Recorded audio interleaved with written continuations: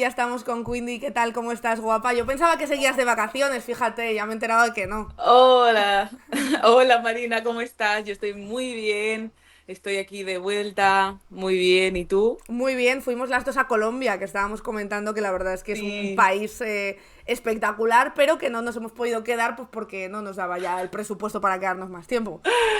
exactamente. Desgraciadamente hay facturas que pagar y pues nada, yo solo recomiendo ir a Colombia bajo la circunstancia de que no hagáis el turismo estándar, ¿vale? Porque siempre visitamos como las iglesias, estos Sí. monumentos como súper coloniales y más allá de eso hay mucha historia también de Colombia que tenemos que conocer, sobre todo de gente africana que ha estado allí, la gente del Pacífico, o sea, Buenaventura.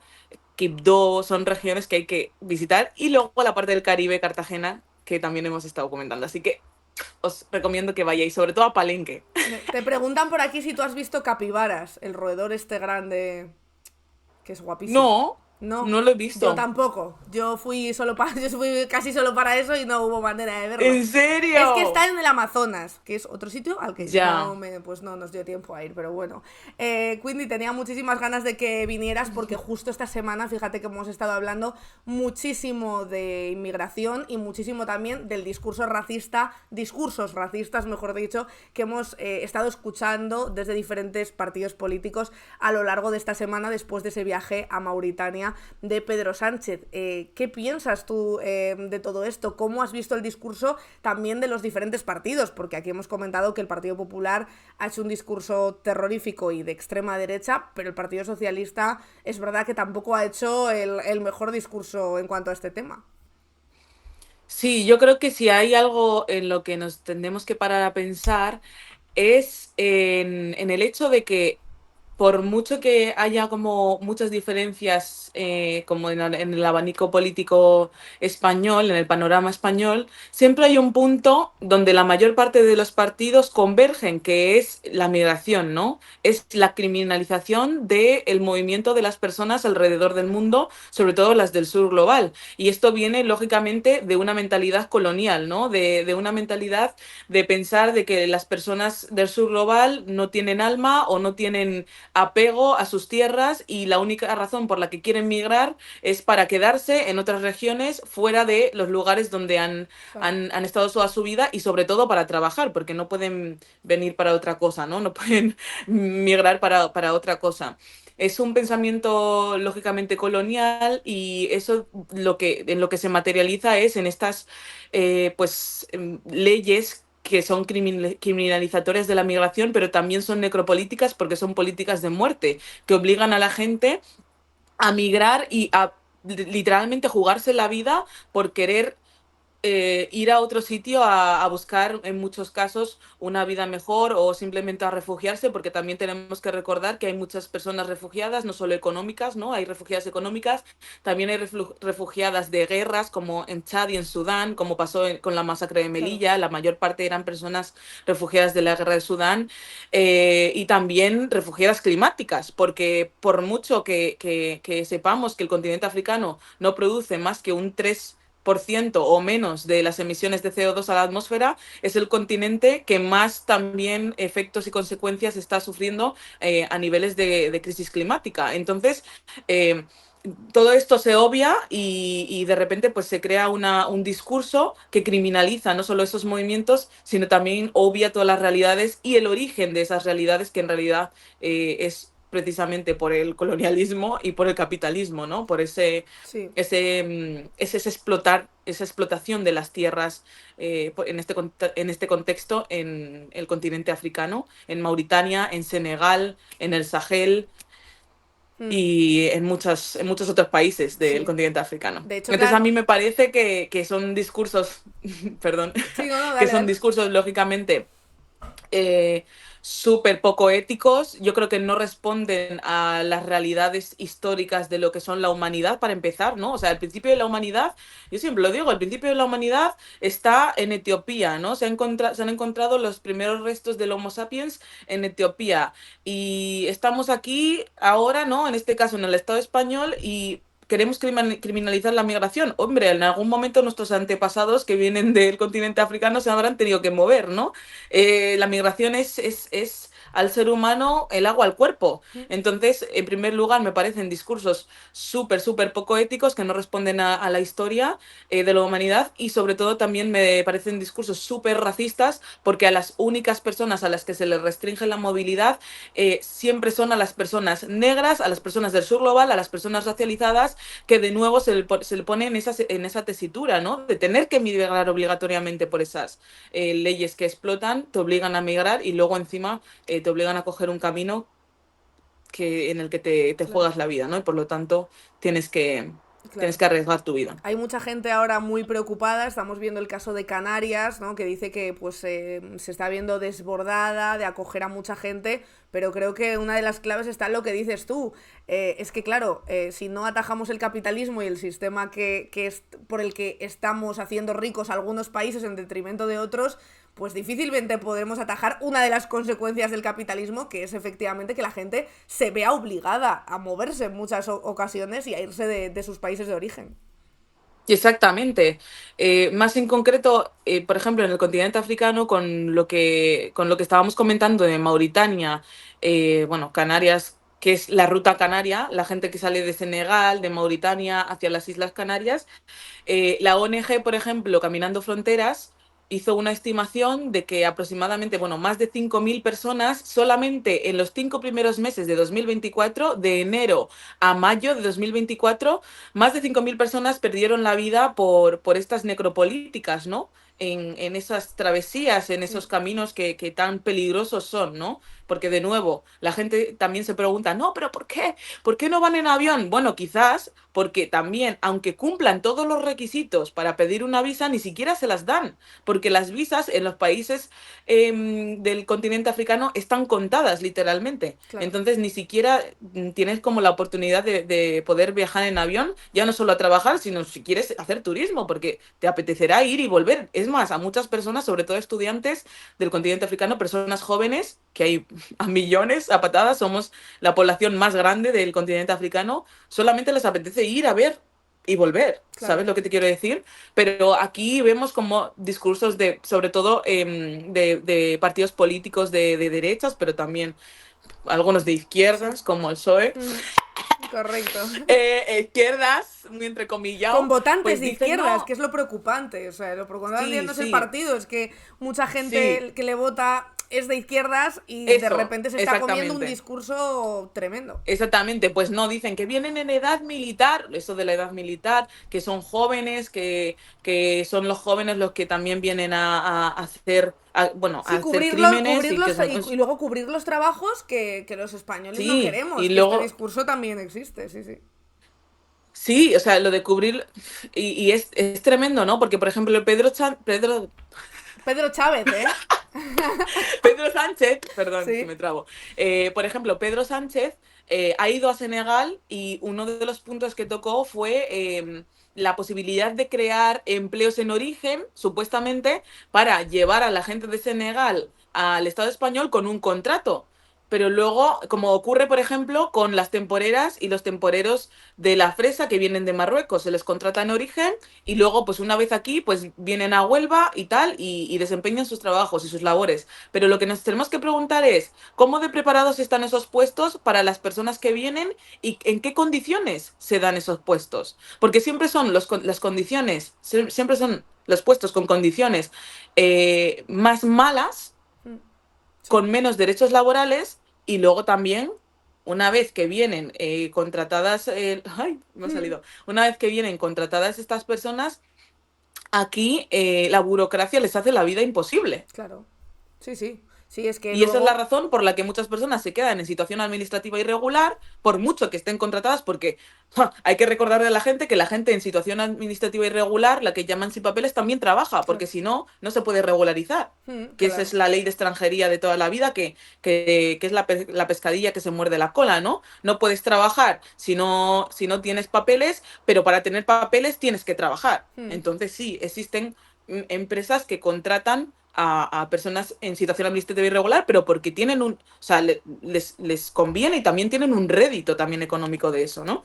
Y aquí lo mismo con lo que ha dicho Pedro Sánchez, ¿no? Lo que ha hecho Perro, lo que ha dicho Perro, Perro Sánchez no, también.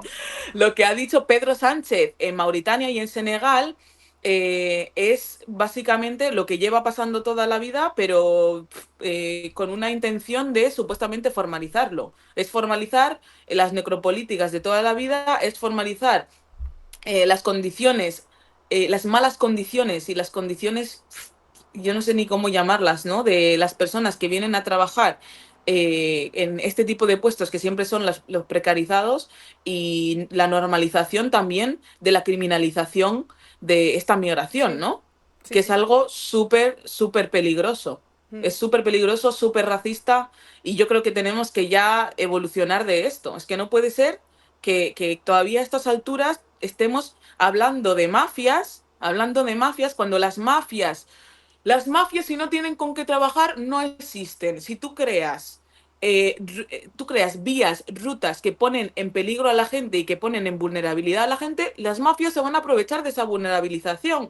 O sea, no hay más. Si pones vías seguras, mmm, ilegales para que la gente migre, las mafias desaparecen. Claro. Pero claro, también hay que pensar que al Estado español le conviene que hayan mafias. ¿Por qué? Porque la Unión Europea, ¿a quién da dinero con la excusa de derrotar a las mafias? Claro. ¿A quién da millones y millones de euros todos los años? A países como España, Grecia, Italia, países que están allí, ¿no? En la frontera de la Unión Europea. Entonces, es muy mezquino de verdad hablar de todo esto sin tener en cuenta la realidad de las víctimas, sin tener en cuenta que estos son vidas reales, que son gente que se juega la vida. Más de 5.000 personas contadas, que serán muchísimas más, en solo 4 meses o 5 meses, es terrorífico.